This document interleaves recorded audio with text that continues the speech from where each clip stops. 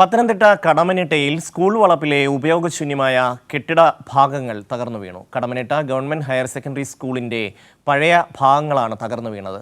പൊളിച്ചു മാറ്റാനുള്ള നടപടി ആരംഭിച്ച കെട്ടിടമാണ് തകർന്നത്, സ്കൂൾ അധികൃതർ വ്യക്തമാക്കി. കടമനിട്ട ഗവൺമെന്റ് ഹയർ സെക്കൻഡറി സ്കൂളിന്റെ 80 വർഷത്തോളം പഴക്കമുള്ള കെട്ടിടമാണ് കഴിഞ്ഞ രാത്രിയിൽ നിലംപൊത്തിയത്. കനത്ത മഴയെ തുടർന്നായിരുന്നു അപകടം. ഇവിടെ 2 വർഷമായി ക്ലാസുകൾ പ്രവർത്തിക്കുന്നില്ല.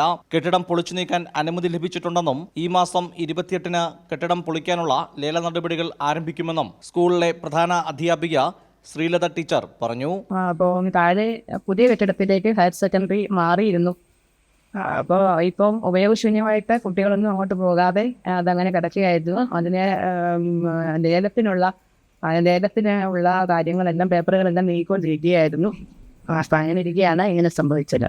സ്കൂൾ കെട്ടിടം തകർന്നു വീണത് രാത്രിയായതിനാൽ വൻ അപകടമാണ് ഒഴിവായത്. കുട്ടികൾ കളിക്കുന്ന ഗ്രൗണ്ട് തകർന്നു വീണ കെട്ടിടത്തിന്റെ സമീപമാണ് ഉള്ളത്. കൈരളി ന്യൂസ്, പത്തനംതിട്ട.